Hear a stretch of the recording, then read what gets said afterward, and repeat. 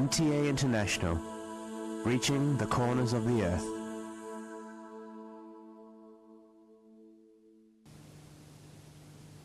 اب حضرت مرزا طاہر احمد صاحب خلیفۃ المسیح الرابع امام جماعت احمدیہ ایدہ اللہ تعالی بنصر العزیز کا خطبہ جمعہ ہوگا۔ حبیبنا صلی علی محمد صلی علی حبیبنا صلی علی محمد صلی علی رسولنا صلی علی محمد صلی علی رسولنا صلی علی محمد صلی علی محمد صلی علی محمد صلی علی محمد صلی علی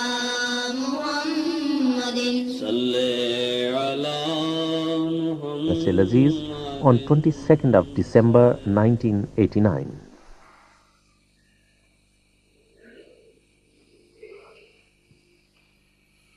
السلام علیکم ورحمۃ اللہ. اذان دے دیں.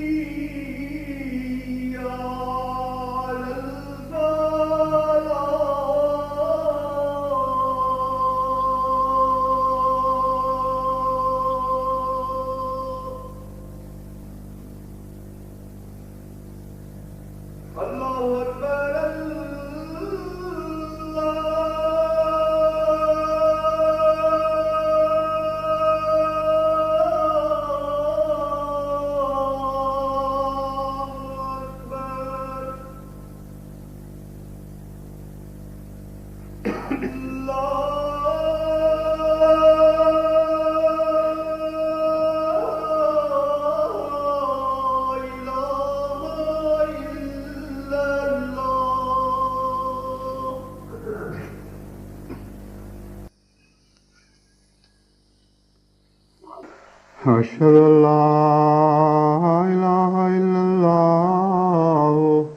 وحده لا شريك له وأشهد أن محمدا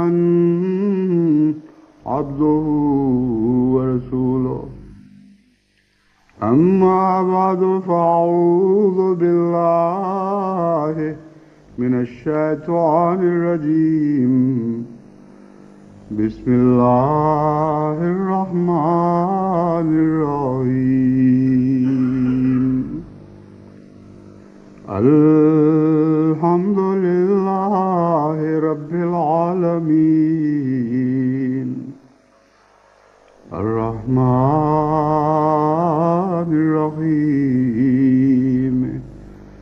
مالك يوم الدين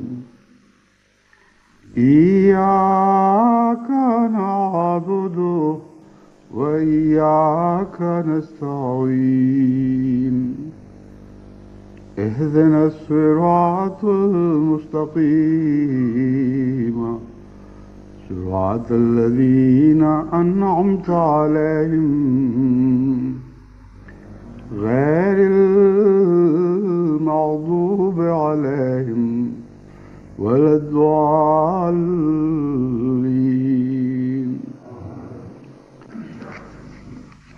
پاکستان میں جماعت احمدیہ کے خلاف جو ظلم و تعدی کی تحریک بڑے زور شور سے جاری ہے، اس سے متعلق مختلف وقتوں میں جماعت کے سامنے حالات رکھتا رہتا ہوں. آج کے خطبے میں نے یہ موضوع چنا ہے کہ اس تحریک کا وہ پس منظر کیا ہے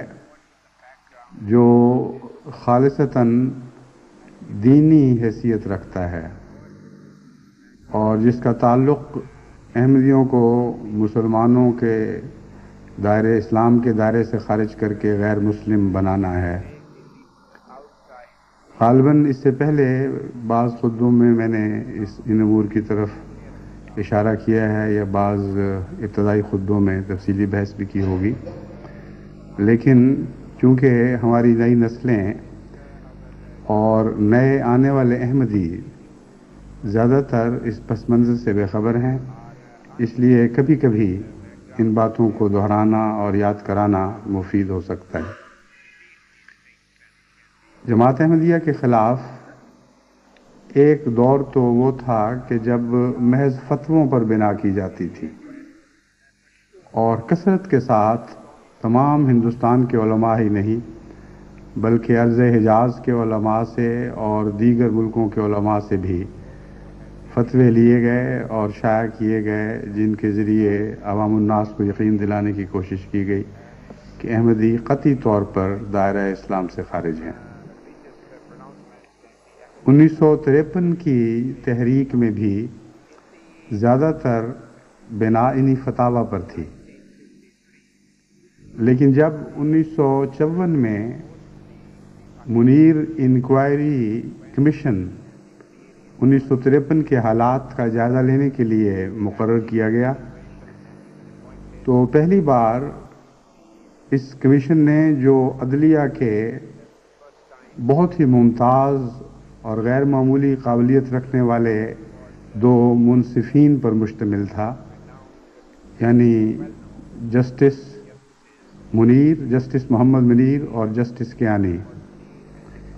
تو انہوں نے پہلی بار اس سوال کو ایک اور نقطہ نگاہ سے کھنگالا اور علماء کے سامنے معین طور پر یہ مسئلہ رکھا کہ جب تم کسی کو غیر مسلم قرار دیتے ہو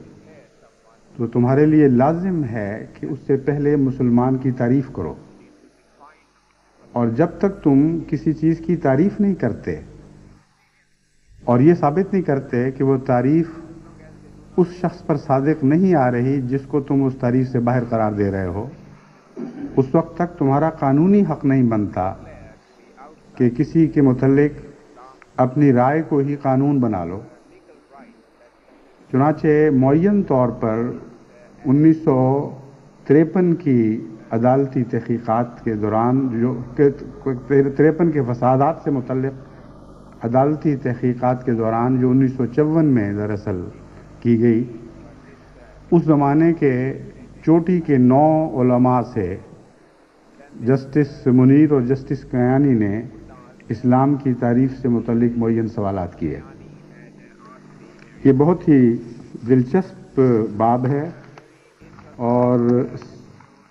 report of the court of inquiry constituted under Punjab Act Section 2 of 1954 to inquire into the Punjab disturbances of 1953، یہ ہے ٹائٹل اس کتاب کا، جو 1954 میں گورنمنٹ پرنٹنگ پنجاب پریس سے شائع ہوئی۔ اس کے صفحات 215 سے 218 پر یہ دلچسپ بحث موجود ہے۔ اس کا خلاصہ میں نے تیار کیا ہے تاکہ آپ کے علم میں یہ تعریف، مسلمان کی تعریف کا وہ پس منظر لے کے آؤں جو اس زمانے تک بعض علماء کے نزدیک سمجھی جا رہی تھی۔ سب سے پہلے وہ ذکر کرتے ہیں کہ مولانا ابو الحسنات محمد احمد قادری نے سے جب یہ سوال کیا گیا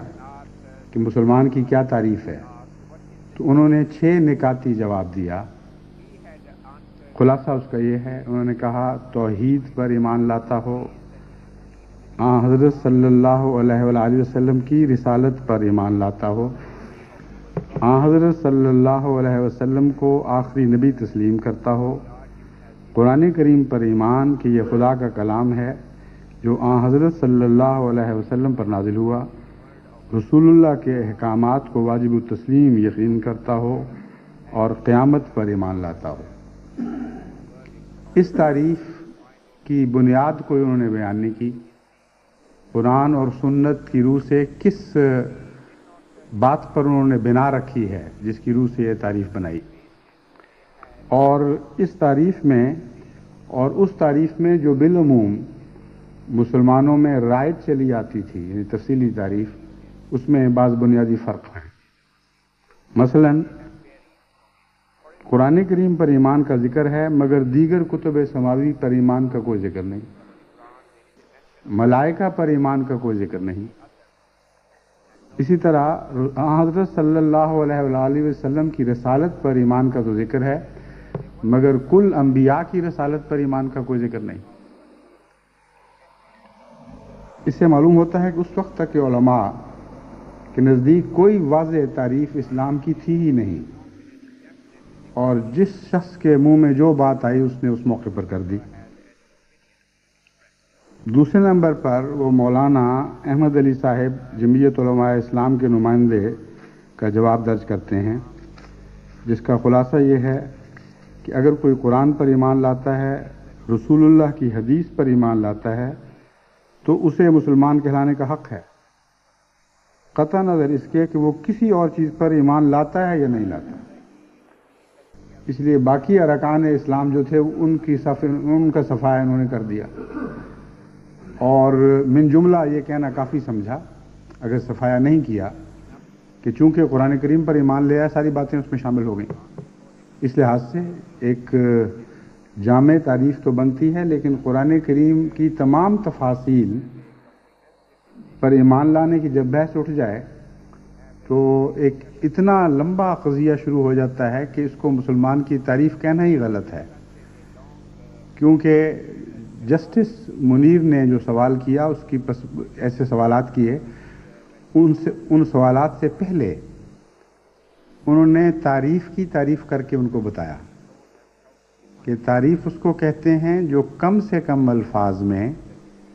کسی چیز کی تصویر کافی صورت میں بیان کر دے۔ تو کم سے کم الفاظ تو ہیں، لیکن اس کے اندر یہ بات مضمر ہے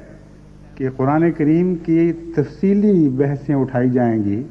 اور قرآن کریم کے کسی ادنا سے حکم پر بھی اگر کوئی عمل نہیں کرتا یا حضرت اقدس محمد مصطفیٰ صلی اللہ علیہ وآلہ وسلم کی طرف منسوب ہونے والی کسی حدیث پر عمل نہیں کرتا تو دائرہ اسلام سے خارج ہو جائے گا۔ تیسرا سوال مولانا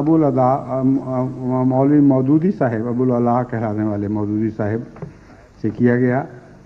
اور ان کا جواب اس میں کوئی شک نہیں کہ مدلل تھا، صحیح سند رکھتا تھا اور کافی و شافی سمجھا جانا چاہیے تھا، کیونکہ انہوں نے 5 ارکان اسلام ہی بیان کیے، اس سے زائد کوئی بات نہیں کی۔ انہوں نے فرمایا جو شخص توحید پر ایمان لاتا ہو، انبیاء پر بن جملہ ایمان لاتا ہو، تمام الہی کتب پر ایمان لاتا ہو، ملائکہ پر ایمان لاتا ہو، یوم الآخر پر ایمان لاتا ہو، وہ مسلمان ہے۔ چونکہ اس میں ختم نبوت کا کوئی ذکر نہیں ملتا اور کوئی ایسی شق وہ زائد نہیں کر سکے، کیونکہ قرآن و سنت اس کی اجازت نہیں دیتے تھے، جس کی روح سے وہ احمدیوں کو دائرہ اسلام سے خارج قرار دے سکتے۔ تو اس لیے تعجب سے عدالت نے ان سے یہ معین سوال کیا، کیا ان باتوں پر ایمان لانا مسلمان کہلانے کے لیے کافی ہے اور کسی اور چیز کی ضرورت نہیں، اور وہ اسلامی سلطنت میں مسلمان کہلائے گا؟ تو جواب تھا ہاں۔ پھر سوال ہوا کہ اگر کوئی ان 5 باتوں پر ایمان لاتا ہو تو کیا کسی کو حق ہے کہ اس کے ایمان کے وجود پر اعتراض کر سکے؟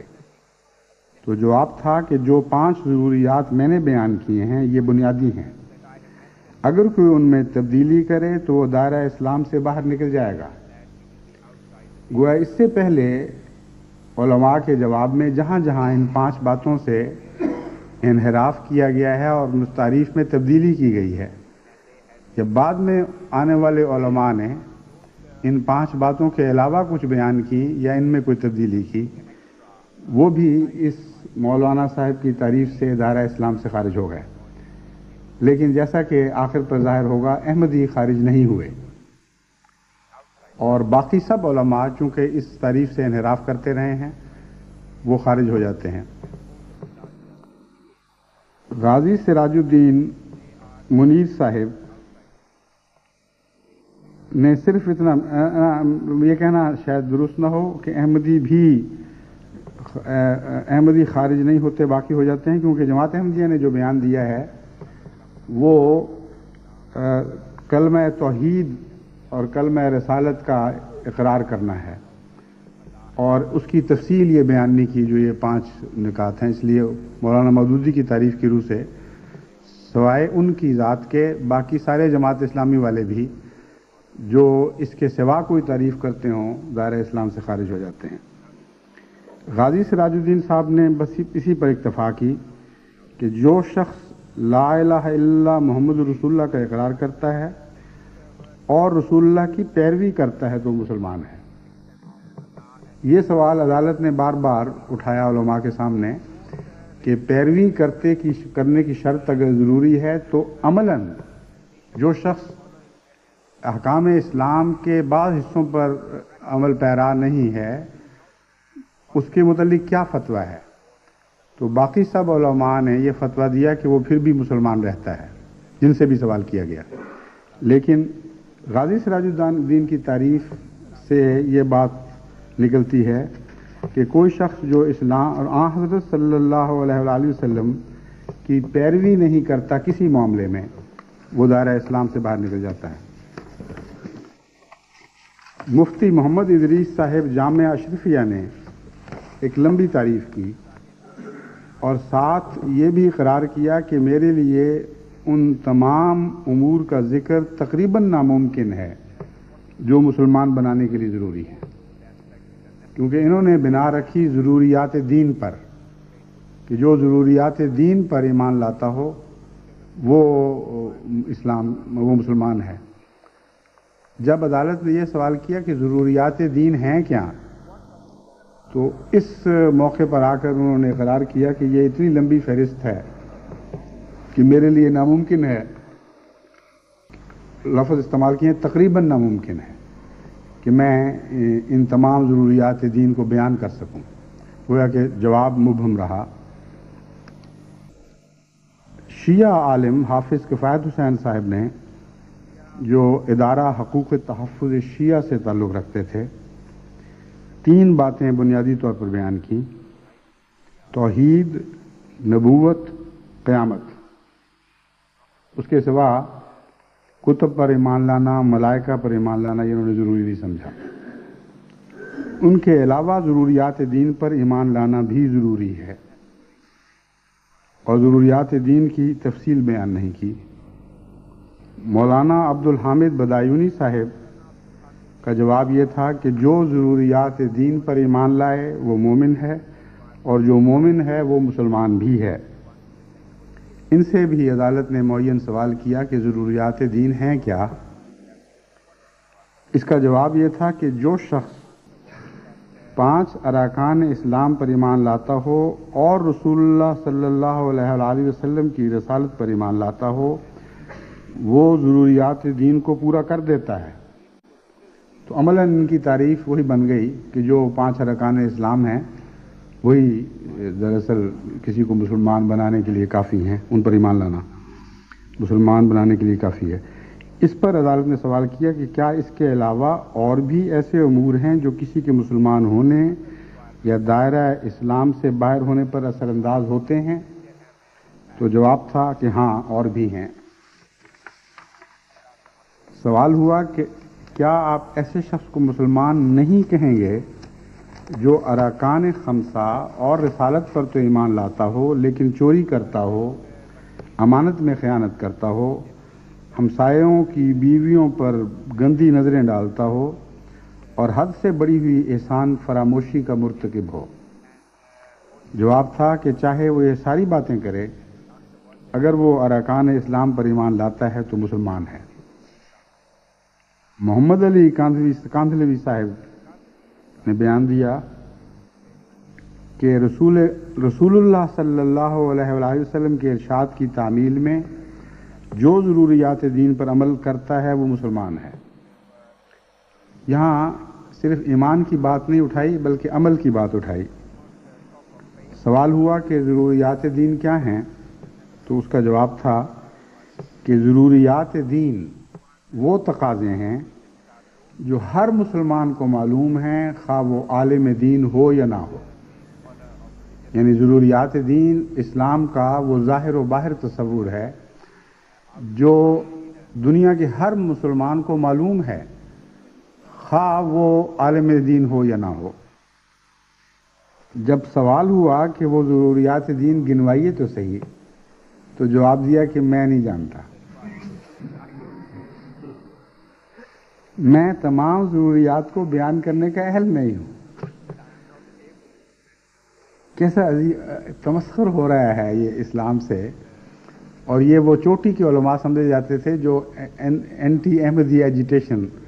یعنی جماعت کے خلاف تحریک کے سربراہ تھے۔ مولانا امین احسن اصلاحی صاحب نے مسلمانوں کو 2 حصوں میں تقسیم کیا، ایک سیاسی مسلمان اور ایک حقیقی مسلمان۔ سیاسی مسلمان کی 10 شرطیں گنوائیں، اور سیاسی مسلمان بننے کے لیے جو شرطیں ان کے نزدیک ضروری ہیں یہ ہیں: توحید، ختم نبوت، تقدیر خیر و شر، ایمان بالآخرہ، قرآن آخری کتاب، حج۔ دیگر کتب پر ایمان ضروری نہیں ہے۔ حج، زکوٰۃ، مسلمانوں کی طرح نماز کی ادائیگی، تمام ظاہری قوانین جو اسلامی معاشرہ پر لاگو ہوتے ہیں ان سب پر عمل پیرا ہونا، اور ملائکہ پر ایمان بیچ میں سے کھا گئے ہیں، اس کی ضرورت نہیں سمجھی۔ فرماتے ہیں یہ 10 باتیں کرنے کے باوجود وہ صرف سیاسی مسلمان بنے گا۔ ساتھ ہی یہ کہا کہ ان پر ایمان لانا ہی کافی ہے، ان پر عمل کرنا سیاسی مسلمان ہونے کے لیے ضروری نہیں ہے۔ سوال: کیا آپ کے نزدیک سیاسی اور حقیقی مسلمان میں یہی فرق ہوگا کہ جو ایمان لائے اور عمل نہ کرے وہ سیاسی، اور جو ایمان لائے اور عمل بھی کرے وہ حقیقی مسلمان؟ تو جواب تھا میرا مطلب یہ ہے کہ اگرچہ عمل ضروری ہے لیکن اگر کوئی ان باتوں پر عمل نہ بھی کرے تو وہ سیاسی مسلمان کی تعریف سے باہر نہیں نکلتا۔ پھر عدالت نے سوال کیا، اگر کوئی سیاسی مسلمان آپ کی ان 10 باتوں سے اتفاق نہ کرے، یعنی یہ کہے کہ آپ نے جو 10 باتیں ضروری قرار دی ہیں مجھے ان سے اتفاق نہیں ہے، میں نہیں مانتا اس تعریف کو، تو کیا آپ اس کو بے دین کہیں گے؟ جواب تھا نہیں، میں اس کو بے عمل کہوں گا۔ یہ ہے خلاصہ، اور آخر پر وہ لکھتے ہیں 10ویں نمبر پر کہ صدر انجمن احمدیہ کی طرف سے جو تعریف تحریری طور پر موصول ہوئی ہے وہ یہ ہے، جو رسول اللہ کی امت میں سے ہو اور کلمہ طیبہ پر ایمان لاتا ہو۔ یہ مختصر تعریف جماعت احمدیہ کی طرف سے پیش کی گئی۔ اس تعریف کے بعد، یعنی اس تعریفی بحث کے بعد جو سن 74 تک کا عرصہ گزرا ہے،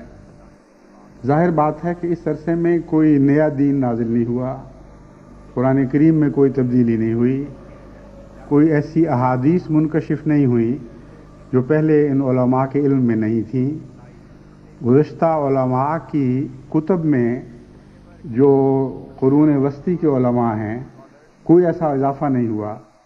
جس کی بنا پر ان کو نئی تعریفیں معلوم ہو گئی ہوں۔ غرضی کہ اسلام کی علمی دنیا خود ان کے نزدیک اس وقت تک پایہ تکمیل کو پہنچ چکی تھی، اور کوئی ایسی نئی رہنمائی ان کو حاصل نہیں ہوئی جس کی روح سے یہ اپنی تعریفیں تبدیل کر سکتے۔ لیکن چونکہ علم پر بنا ممکن نہیں تھی، اس لیے سازش پر بنا کی گئی، اور یہ سارے فرقے جن میں سے بعض کی نمائندگی ان 9 علماء نے کی اور بعض دوسرے فرقے بھی جن کی نمائندگی نہیں ہوئی، ان سب نے اس سازش پر اتفاق کیا کہ ہمیں صرف وہی تعریف منظور ہوگی جس کی روح سے اور کوئی دائرہ اسلام سے خارج ہو یا نہ ہو، جماعت احمدیہ قطعی طور پر دائرہ اسلام سے خارج ہو جاتی ہے۔ چنانچہ اس تعریف کا ذکر کرتے ہوئے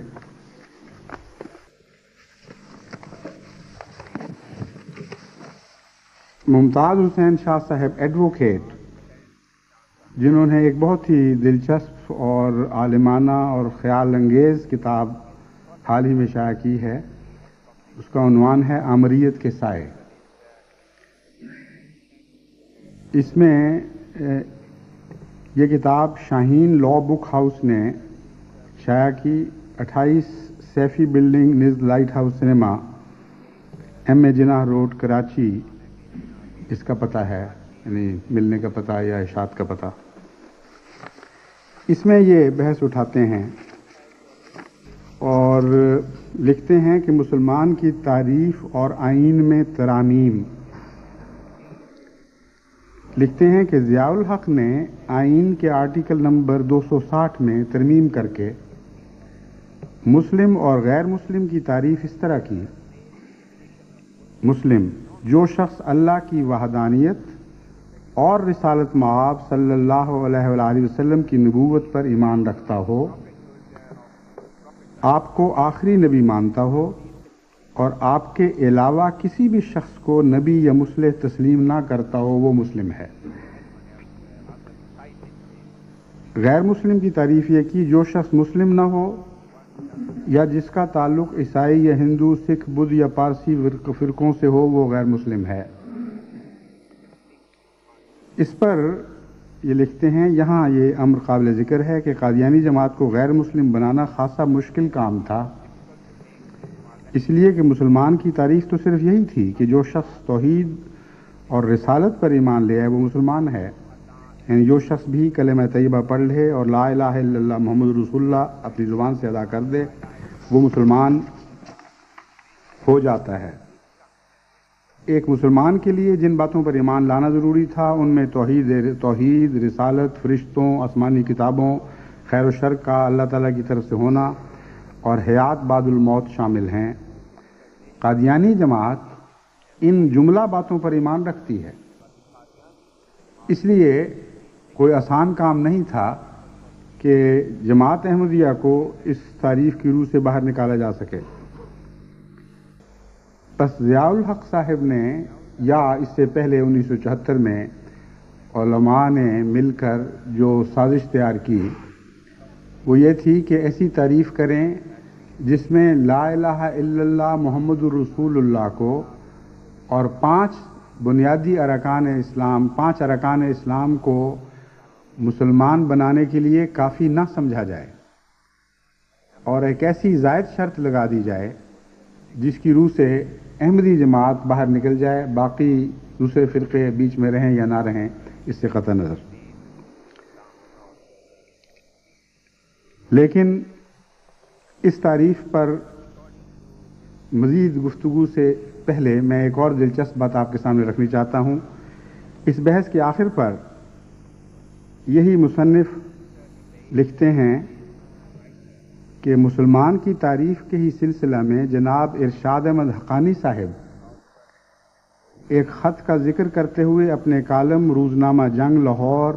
مورخہ 17 فروری 1984 میں تحریر کرتے ہیں۔ مجھے یاد ہے کہ لاہور ہائی کورٹ میں جسٹس ایم آر کیانی نے علماء سے مسلمان کی تعریف دریافت کی تو علماء نے آپس میں مشورہ کے بعد کہا تھا کہ ہمیں اس کے لیے کچھ مہلت دیجیے تاکہ ہم وہ تعریف بنا سکیں۔ اس پر جسٹس موصوف نے اپنے مخصوص انداز میں فرمایا، آپ کو 1500 سال کی مہلت مل چکی ہے، اس سے زیادہ کی مہلت دینا اس عدالت کے اختیار میں نہیں ہے۔ تو جس قوم کو 1500 سال میں اپنی ماہیت کی تعریف معلوم نہ ہوئی ہو، اس کو کیا حق پہنچتا ہے کہ 1500 سال یا 1400 سال کے انتظار کے بعد ایک نئی تعریف ایجاد کرے جو سابقہ تمام تعریفوں کو ناکافی اور نااہل قرار دے دے۔ یہ ہے بنیادی بحث جس کی طرف اس دلچسپ تبصرے میں اشارہ کیا گیا ہے، اور جسٹس کیانی کو آپ جانتے ہوں گے، آپ میں سے بہت سے، کہ بڑے ذہین اور فتین انسان تھے اور بہت دلچسپ تبصرے کیا کرتے تھے۔ ان کے تبصروں میں یہ تبصرہ ایک شاہکار ہے کہ مولانا 1500 سال آپ کو ملے ہیں، 1500 سال،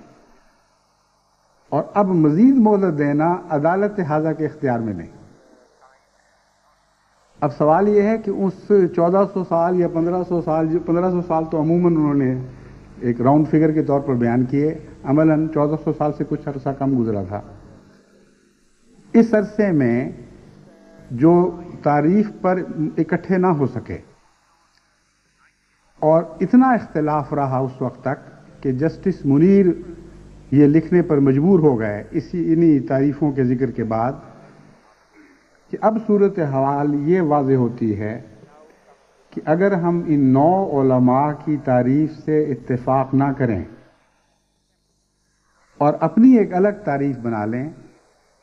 تو ان سب کے نزدیک متفقہ طور پر ہم دائرہ اسلام سے خارج ہو جائیں گے،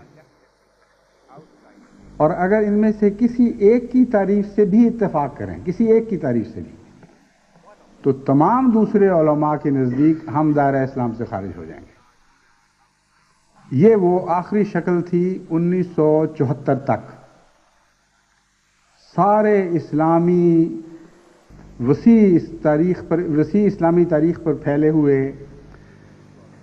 ان موضوعات کی بحثوں کا خلاصہ جو علماء نے بیان کیا وہ آپ کے سامنے جسٹس منیر نے ان کے جوابات کی صورت میں رکھ دیا، اور ان میں سے کوئی ایک دوسرے سے متفق نہیں تھا۔ اور سوال یہ ہے کہ اس 53 کے بعد سے لے کر 74 تک وہ کون سی نئی شریعت ان پر نازل ہوئی ہے جس کی روح سے انہوں نے ایک متفقہ تعریف بنا لی۔ بہرحال جو تعریف بھی بنائی گئی اس میں پھر اس مصنف کے نزدیک ضیاء الحق صاحب نے ترمیم کی، اور ترمیم شدہ صورت تعریف کی یہ نکلی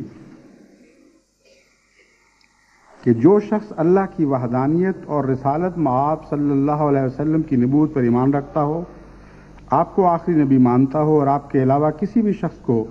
نبی یا مرسل تسلیم نہ کرتا ہو مسلم ہے۔ اس تعریف کی روح سے تمام وہ مسلمان جو اس سے پہلے قرون اولیٰ سے اب تک گزرے ہیں وہ سارے غیر مسلم بن جاتے ہیں،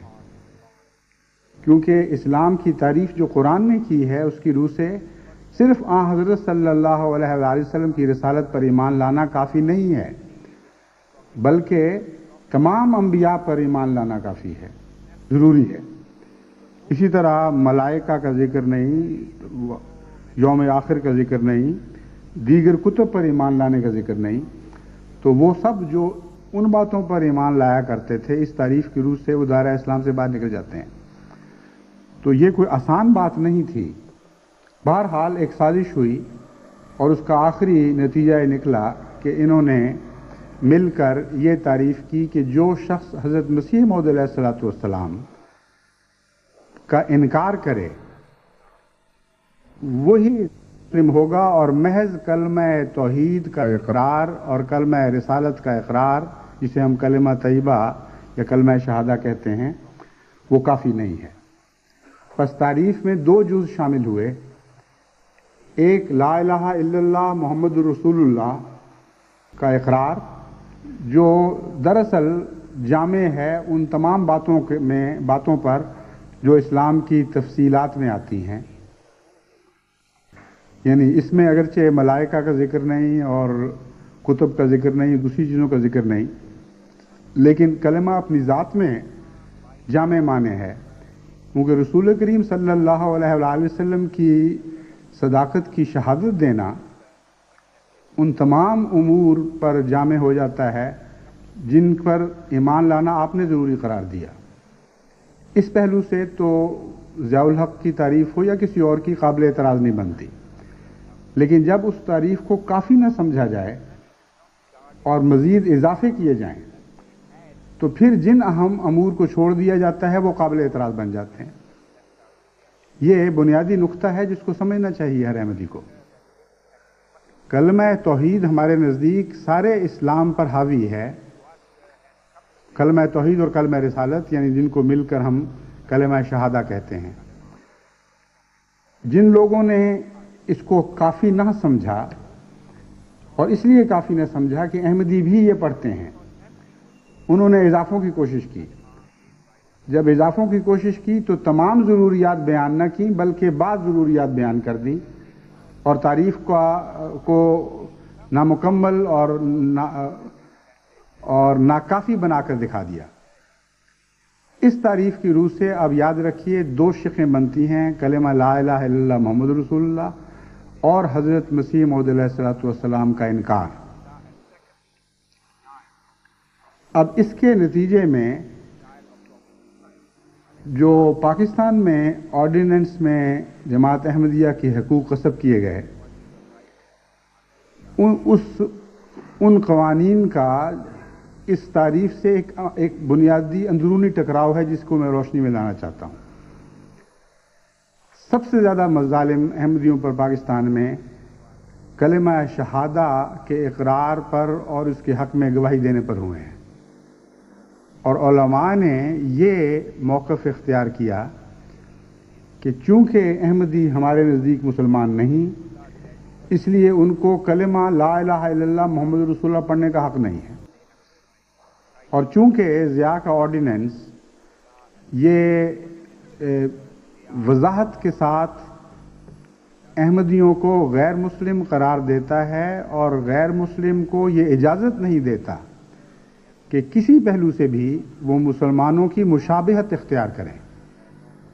قول سے یا فعل سے، اس لیے چونکہ کلمہ طیبہ مسلمانوں کی بنیادی پہچان ہے، اس لیے جب احمدیوں کو غیر مسلم قرار دیا گیا تو جب یہ کلمہ پڑھتے ہیں تو عملاً یہ مسلمانوں کی مشابہت اختیار کرنے کی کوشش کرتے ہیں، اس لیے ان کو اوپر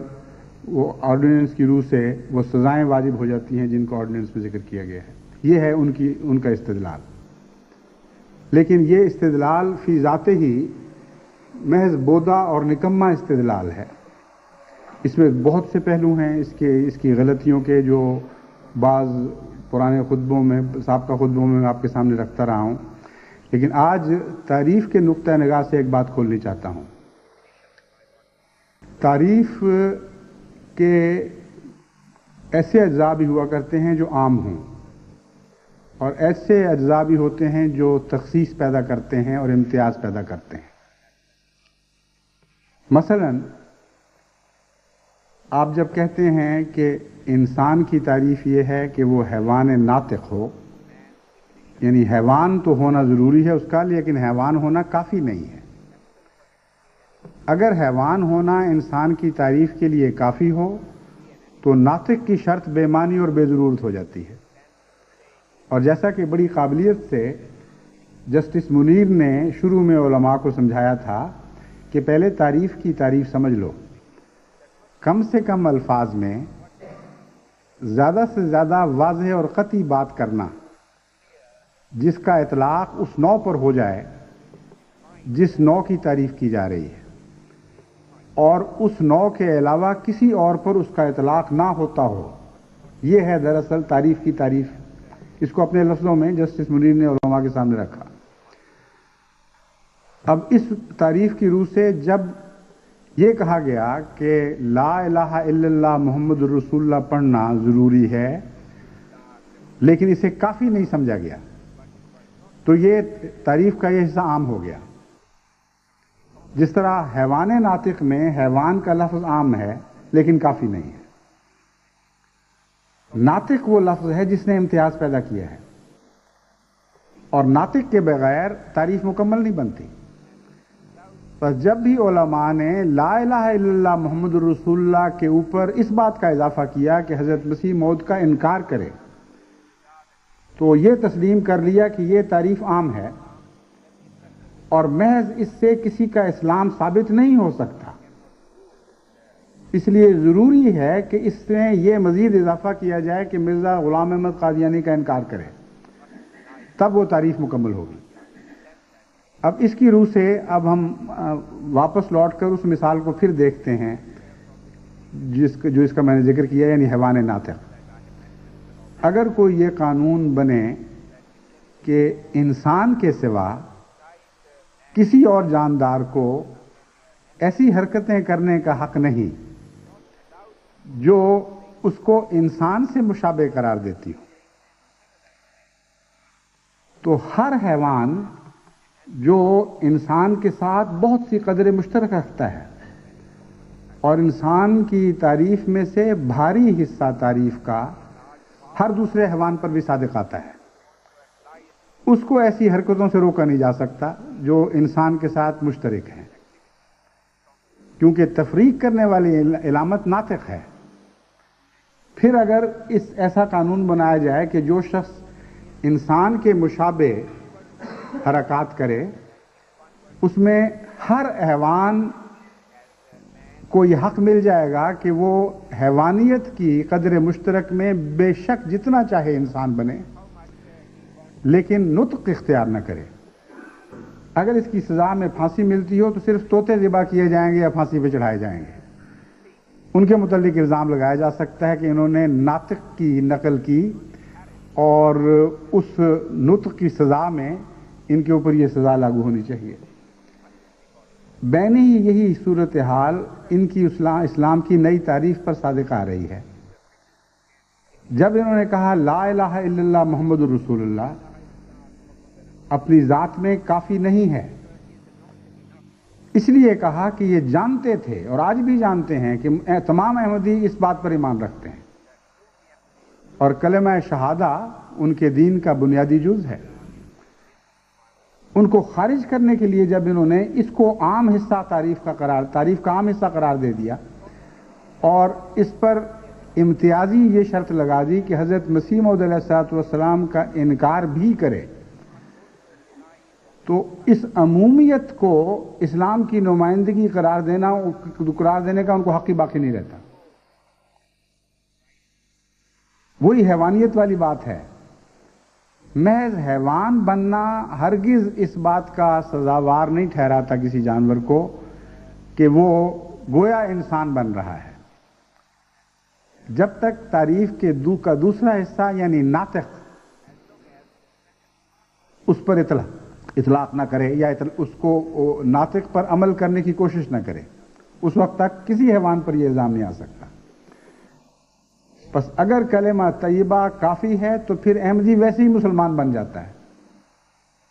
اور اس کو باہر نہیں نکال سکتے۔ جب ناکافی سمجھتے ہیں تو فی ذات ہی کلمہ طیبہ اسلام کی علامت نہیں رہتا، جب تک دوسری شرط کے ساتھ اس کو گانٹھا نہ جائے۔ بس اب قانونی شکل یہ بنتی ہے کہ جو بھی احمدی کلمہ لا الہ الا اللہ محمد رسول اللہ پڑھتے ہیں، ان کے اوپر ہرگز قانون یہ حکم نہیں لگا سکتا کہ تم نے مسلمان بننے کی کوشش کی ہے، کیونکہ وہ کہہ سکتا ہے کہ مسلمان کی تعریف بتاؤ، کس طرح مسلمان بننے کی کوشش کی۔ وہ جب تعریف کریں گے تو کہیں گے اس طرح کہ لا الہ الا اللہ محمد رسول اللہ پر ایمان لانا اور مرزا غلام احمد کی نبوت کا انکار کرنا مسلمان بناتا ہے۔ تو کہ احمدی جواب دے گا کہ میں نے تو ہرگز لا الہ الا اللہ پڑھ کر مرزا غلام احمد قادیانی کا انکار نہیں کیا، اس لیے تمہاری تعریف مجھ پر صادق ہی نہیں آتی اور میں تمہاری تعریف میں مخل نہیں ہوا۔ تمہاری تعریف کی روح سے میں اس وقت تک مسلمان بننے کا مجھ پر مسلمان بننے کا جرم عائد نہیں ہو سکتا یا الزام عائد نہیں ہو سکتا جب تک میں لا الہ الا اللہ کے ساتھ مرزا غلام احمد قادیانی کا انکار نہ کروں۔ بس جب تک میں وہ مسلمان نہ بنوں جو تمہاری تعریف کی روح سے مسلمان کہلاتا ہے، اس وقت تک تمہارا کوئی قانون مجھے سزا نہیں دے سکتا۔ یہ ہے آخری اور بنیادی بات، جس کے بعد اب جس کو جیسے کہا جاتا ہے بال ان کی کورٹ میں دوسرے کی کورٹ میں چلا گیا، اب ان کا فرض ہے کہ دکھائیں، ہمیں ثابت کر کے دکھائیں کہ کس طرح اس احمدی پر مسلمان کی تعریف صادق آ جاتی ہے جو صرف لا الہ الا اللہ پڑھے اور محمد رسول اللہ کہے، اور یہ کہنے کے جرم میں یہ حکم اس پر لگ جاتا ہے کہ گویا اس نے اپنے آپ کو مسلمان بتایا، مسلمان ظاہر کیا۔ بس جب تک احمدی حضرت مسیح موعود علیہ السلام کے ساتھ چمٹا ہوا ہے اور آپ کی صداقت کا اقرار کرتا چلا جاتا ہے، ان کے بنائے ہوئے قوانین کی ذات سے باہر رہتا ہے، اور جب وہ انکار کر دیتا ہے تو ان میں شامل ہو جاتا ہے، سزا پھر بھی اس کو نہیں مل سکتی۔ یہ دیکھیں انسانی بنائے ہوئے قوانین کتنے ناکارہ اور بے معنی اور بے حقیقت ہوا کرتے ہیں، سازشوں کا نتیجہ ہوتے ہیں، محض دشمنیوں اور بغضوں کے اظہار کا ذریعہ بنتے ہیں، اور کوئی نہ کوئی نفسانی ایسے محرکات ہوتے ہیں جن کے نتیجے میں اکثر انسانی قوانین بنتے ہیں، اس لیے وہ کھوکھلے ہوتے ہیں، بودھے ہوتے ہیں، بے معنی ہوتے ہیں۔ قانون وہی ہے جو خدا بنائے۔ اب اس کی اسلامی انسانی قوانین کی حقیقت کسی نے اگر دیکھنی ہو اور یا یہ دیکھنا ہو کہ کیسے بے حقیقت قانون ہوا کرتے ہیں، تو پاکستان میں جو کچھ گزرا ہے وہ اس کی بہترین مثال پیش کرتا ہے۔ ساری قوم نے مل کر ایک بنیادی دستور بنایا جسے 1973 کا دستور کہا جاتا ہے، متفقہ طور پر۔ اس دستور میں ایک قانون یہ تھا کہ جو شخص بھی اس دستور پر حملہ کرے گا اور کسی طرح بھی اس دستور کی خلاف ورزی کرے گا، وہ پھانسی کا سزاوار ہے، اور سب سے بڑی بغاوت جو ملک کے خلاف کی جا سکتی ہے اس کا وہ سزاوار ٹھہرے گا۔ یہ تھا وہ دستور، اور اس دستور کی حفاظت کے لیے شک رکھی گئی تھی۔ ایک شخص اٹھتا ہے، وہ سارے دستور پر تبر رکھ دیتا ہے، اور جس دستور کی روح سے وہ گردن زدنی ہے اسی دستور کو منسوخ کر دیتا ہے، اور قوم بالکل بے اختیار ہو جاتی ہے۔ اور ساری عدلیہ ملک کی، ساری عدلیہ تو نہیں مگر انصاف پرست جو منصفین تھے وہ تو احتجاج میں الگ ہو گئے تھے، لیکن بعد میں جو عدلیہ پیدا ہوئی آج تک رہی، وہ ساری عدلیہ بالکل بے بس اور نہتی ہو گئی، اور ایسے ظالم شخص کے متعلق کوئی بھی فیصلہ نہیں کر سکی جس نے وہ قانون منسوخ کیا جس نے اس کی جان منسوخ کی تھی، اور جس نے اپنے قتل کے خلاف قانون منسوخ کر دیا اس کے مقابلے پر بالکل بے اختیار ہو کے بیٹھ گیا۔ اس شخص نے 8ویں ترمیم کے نام پر اکیلے نے ایک آرڈیننس بنایا اور جبراً اس وقت کے ملکی نمائندگان پر وہ قانون بعد میں ٹھونس دیا، اور ساری قوم مل کر اب اس ایک آدمی کے بنائے ہوئے قوانین کو منسوخ نہیں کر سکتی۔ یہ تو انسانی قوانین کا حال ہوا کرتا ہے۔ قانون وہی ہے جو خدا بنائے، اور خدا کے بنائے ہوئے قانون کے سوا اور کوئی قانون دنیا میں پیروی کے لائق نہیں ہے در حقیقت۔ اسی حد تک ہم اس کی پیروی کرتے ہیں جس حد تک خدا کا قانون ہمیں مجبور کرتا ہے، اور خدا کے قانون میں ایسی شکلیں بھی ہیں جس کی روح سے بہت سے حالات میں ہمیں دنیا کے قوانین کو بھی ماننا پڑتا ہے، خواہ وہ معقول ہوں یا غیر معقول ہوں۔ ہاں، جہاں وہ خدا کے قانون سے ٹکرا جائیں وہاں ہم پر فرض نہیں رہتا کہ اس پر عمل کریں، اور جہاں وہ واجبات سے ٹکرا جائیں وہاں ہمیں اجازت نہیں ہے کہ ہم ان قوانین کی پیروی کریں۔ بس یہ ہے خلاصہ اس ساری صورتحال کا۔ جتنا بھی انہوں نے زور لگایا، جیسے جیسے بھی قوانین بنائے اور احمدیوں پر تبر رکھنے کی کوشش کی، یہ ناکام ہو چکی ہیں کلیتاً، اور ان کے ہاتھ میں کچھ بھی نہیں ہے۔ جو شخص لا الہ الا اللہ پڑھے اس کے متعلق یہ الزام لگ ہی نہیں سکتا کہ تم مسلمان بن رہے ہو جب تک اگلی شق پوری نہ کرے۔ جب اگلی شق پوری کرتا ہے تو ان کی قانون کی ذات سے ویسے نکل جاتا ہے۔ اس لیے بالکل حقیر اور بے معنی قانون ہے۔ آخر پر میں اس بارے میں ایک معاملے میں سارے دنیا کے مسلمانوں کو متنبہ کرنا چاہتا ہوں۔ پاکستان میں گزشتہ 20-25 سال میں یا زیادہ عرصہ 53 میں تو خاص طور پر یہ بات نمایاں ہوئی ہے، تو اب تو 30 اور 35 سال سے زیادہ عرصہ گزر چکا ہے۔ 53 سے شروع ہو کر یا 52 سے شروع ہو کر کہنا چاہیے، جب وہ تحریک نمایاں ہو کر سامنے آئی ہے، جس کے ذریعے جماعت احمدیہ کو طرح طرح کے الزامات کا نشانہ بنایا گیا اور بالآخر کوشش کی گئی کہ جماعت احمدیہ کو اسلام سے خارج کر دیا جائے۔ اس تحریک سے لے کر اب تک مسلسل جو کوشش کی جا رہی ہے، اس کے نتیجے میں ایک بات زیادہ واضح اور نمایاں ہوتی چلی جا رہی ہے کہ متشدد علماء باوجود اس کے کہ ایک دوسرے سے شدید نفرت رکھتے ہیں اور ایک دوسرے سے بنیادی باتوں میں اختلاف کرتے ہیں، اس بات میں ایکا کر چکے ہیں کہ ہم شریعت کے نام پر اس ملک میں حکومت کریں، اور ہر ایک کی یہی خواہش ہے، ہر ایک نے یہ زور لگانے کی کوشش کی ہے، ہر ایک آج بھی زور لگا رہا ہے کہ شریعت کے نام پر میں اس ملک پر حاکم ہو جاؤں۔ اب تک ایسا نہیں ہو سکا، اس کی صرف یہ وجہ ہے کہ آپس میں ان کے اختلافات ہیں جو طے نہیں ہوتے، اور ہر ایک ان میں سے چاہتا تو یہی ہے کہ شریعت کے نام پر میں نافذ ہو جاؤں، لیکن ساتھ ہی یہ پسند نہیں کرتا کہ شریعت کے نام پر میرا کوئی رقیب اس ملک پر نافذ ہو جائے، مسلط، نافذ کی وجہ کہنا چاہیے مسلط ہو جائے۔ بس یہی جھگڑا چل رہا ہے۔ جس طرح غالب نے کہا تھا کہ رات کے وقت میں پیے ساتھ رقیب کو لیے، آئے وہ یہاں خدا کرے پر نہ کرے خدا کے یوں۔ رات کا وقت ہو، میں پیے ہوئے میرا دوست آ رہا ہو، دل تو یہی چاہتا ہے کہ ایسا اس طرح آئے، لیکن رقیب کو ساتھ لے کر آئے یہ نہیں مجھے پسند، یہ نہ ہو۔ اب یہ جب شریعت لاتے ہیں تو رقیب بھی ساتھ آ جاتے ہیں، اور اپنے بدمست رقیبوں کو یہ دیکھ نہیں سکتے۔ اب تک تو یہی روک رہی ہے،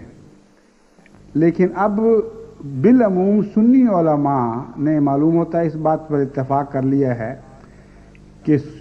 سنی شریعت جس کو وہ شریعت سمجھتے ہیں اس کو ملک میں ضرور نافذ کر دیا جائے. پھر بعد میں آپس میں ہم لڑتے رہیں گے کہ کون سنی مولوی اس شریعت کی روح سے مطلق العنان حاکم بنتا ہے یا کون نہیں بنتا. یہ سازش یہاں تک پہنچ گئی ہے. لیکن جو حصہ نہایت ہی خطرناک ہے وہ یہ ہے کہ اس سازش کا ایک منفی اثر ساتھ کے وسیع ملک ہندوستان پر بھی پڑا. اور جس طرح ایک مثبت پول یعنی پازیٹیو پول بجلی کا بنتا ہے اس کے مقابل پر لازماً ایک نیگیٹو پول بھی بن جایا کرتا ہے. ایک مرکز اگر مثبت بنتا ہے تو خالی مثبت مرکز کوئی چیز نہیں، لازماً اس کے اثر میں اس کے عکس اس کے پرتاؤ کے طور پر ایک منفی نقطہ ضرور ظاہر ہوتا ہے جس کو ہم نیگیٹو پول کہتے ہیں سائنسی اصطلاح میں. تو ان باتوں کا اثر غیر مسلم دنیا پر لازماً پڑنا تھا اور سب سے زیادہ اثر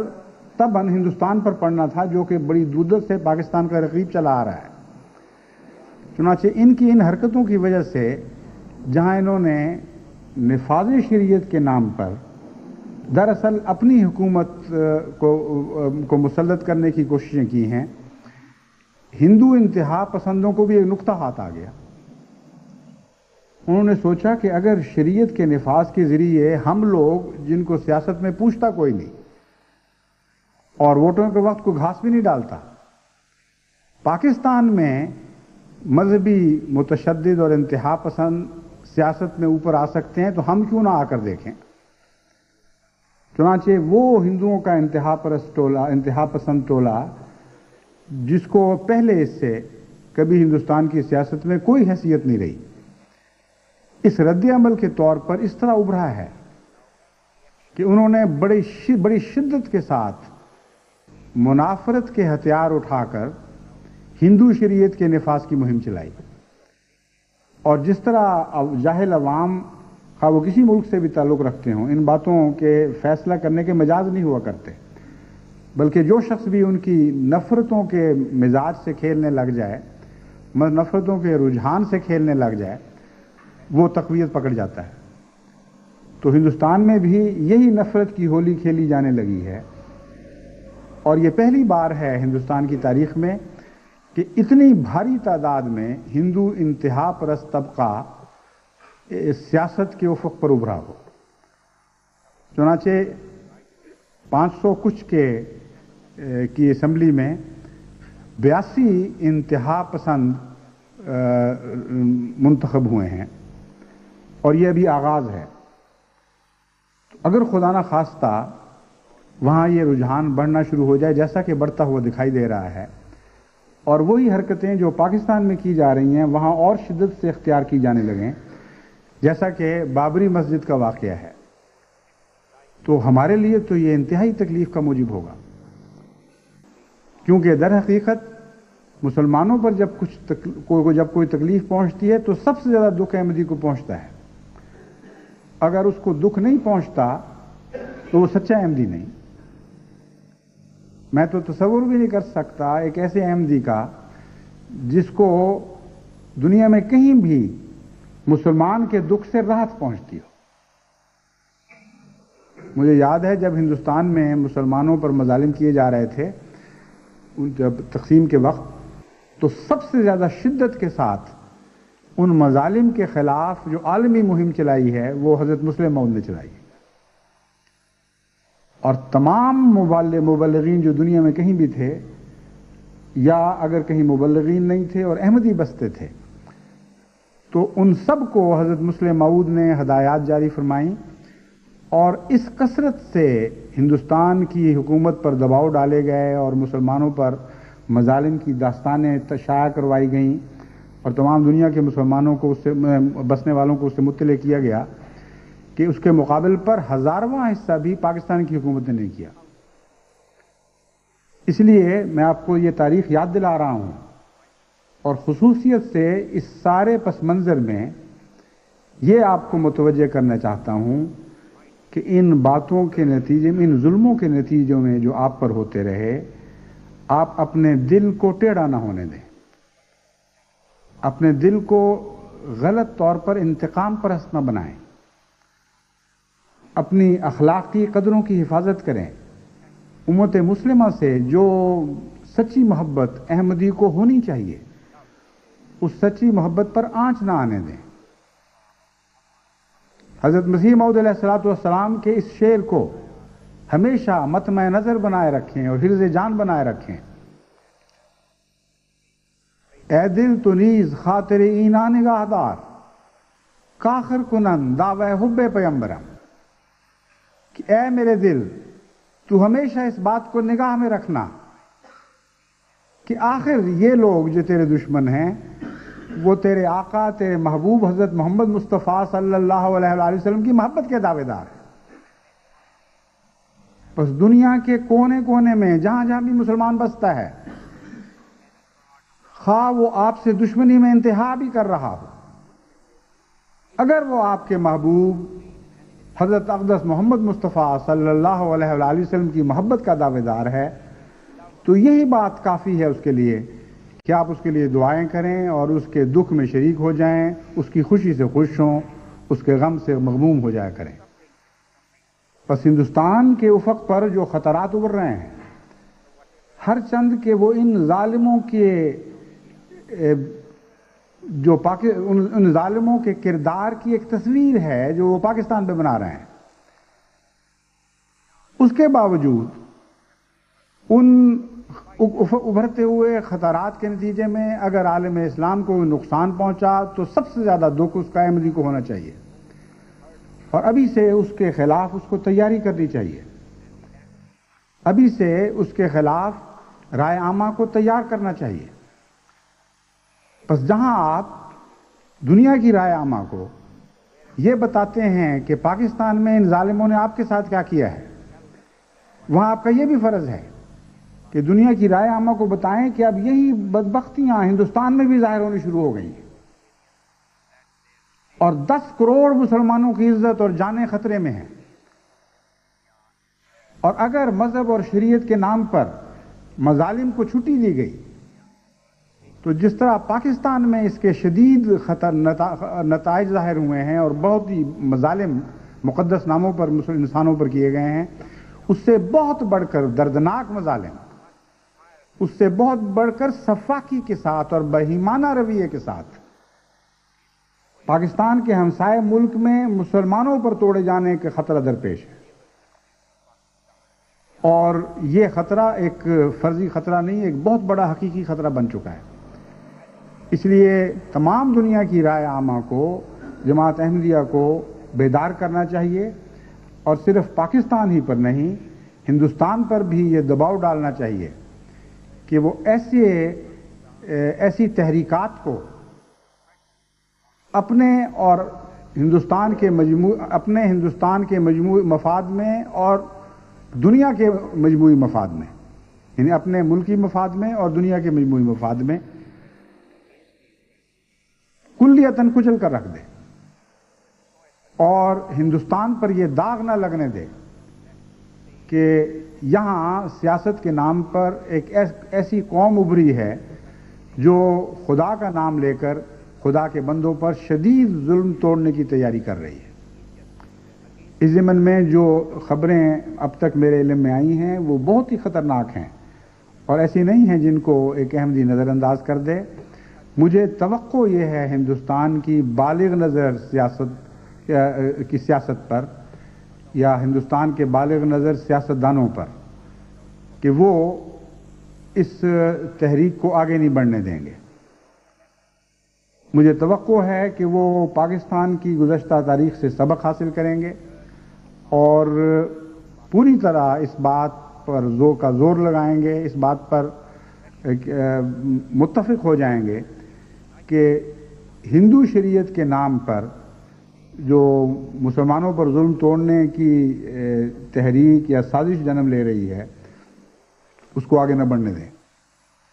اب تک ہندوستان کے سیاستدانوں نے جو رد عمل دکھایا ہے وہ نہایت معقول اور مبنی بر انصاف ہے، اور باوجود اس کے کہ موجودہ حکومت اقلیت میں ہے، اور باوجود اس کے کہ اس حکومت کو شدید ضرورت تھی کہ ان ہندو انتہا پسندوں کو اپنے ساتھ شامل کرے، اور اس کے لیے خطرہ تھا کہ اصولوں پر ان سے سودا کر لے، لیکن یہ خوشکن بات بھی ہمارے سامنے آنی چاہیے، اور دنیا کے سامنے ہمیں یہ بات بھی رکھنی چاہیے۔ انصاف کا تقاضا یہ ہے کہ جہاں خطرات سے اور غلط باتوں سے آگاہ کیا جائے، وہاں اچھی باتوں کی تعریف کی جائے اور ان کو بھی ساتھ ہی شہرت دی جائے۔ موجودہ سیاست دان جو ہندوستان کی سیاست پر نئے انتخاب میں ابھرے ہیں، ان میں سے اکثریت نے اس سازش کا حصہ بننے سے انکار کر دیا، اور باوجود اس کے کہ شدید دباؤ تھا موجودہ حکومت پر، انہوں نے کھلم کھلا ان انتہا پسند ہندوؤں کو کہہ دیا ہے کہ ہم اصولوں میں تم سے کوئی سمجھوتا نہیں کریں گے، اور اس کے نتیجے میں ہو سکتا ہے ایک نیا الیکشن ہو۔ تو جب میں کہتا ہوں کہ ہندوستان کے ان حالات سے دنیا کو باخبر کریں، تو ہرگز یہ مراد نہیں کہ جہالت کے ساتھ کریں اور آپ بھی ایک انتقامی کارروائی کا حصہ بن جائیں۔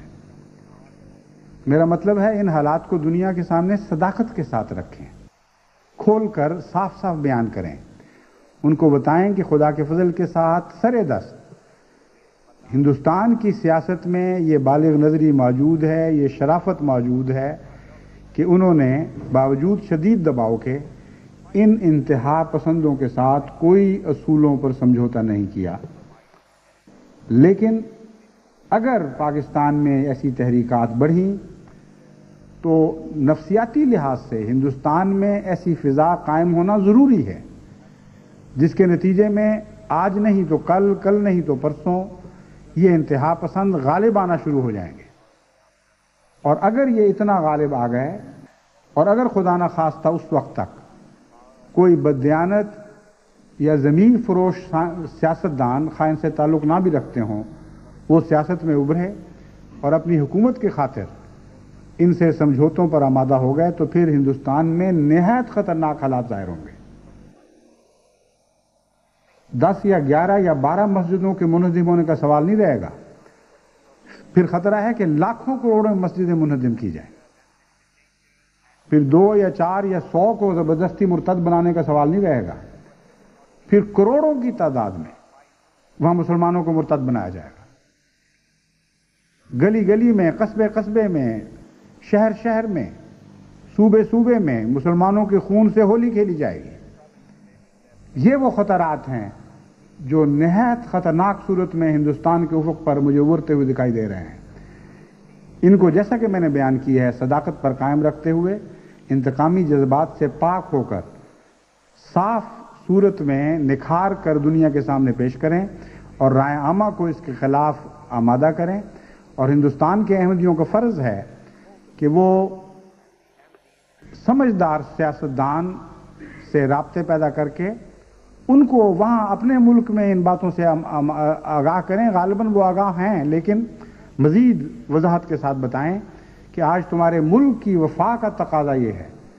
کہ تم انتہا پسندوں کو یہاں ابھرنے نہ دو۔ اللہ تعالی ہمیں توفیق عطا فرمائے کہ اسلام کے خلاف جہاں بھی دنیا میں جہاں بھی کوئی خطرہ درپیش ہو، اس کے دفاع میں ہم ہمیشہ سب سے اول صف میں، سب سے زیادہ نمایاں، سب سے زیادہ خلوص کے ساتھ ہمیشہ سینہ صبر رہیں۔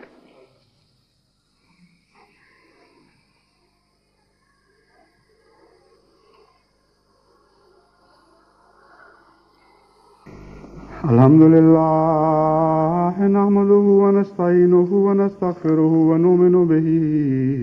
ونتوكل عليه ونعوذ بالله من شرور أنفسنا ومن سيئات أعمالنا من يهده الله فلا مضل له ومن يضلله فلا هادي له ونشهد أن لا إله إلا الله وحده لا شريك له ونشهد أن محمدا عبده ورسوله عباد الله رحمكم الله إن الله يأمر بالعدل والإحسان وإيتاء ذي القربى وينهى عن الفحشاء والمنكر والبغي يعظكم لعلكم تذكرون اذكروا الله يذكركم وادعوه يستجب لكم ولذكر الله أكبر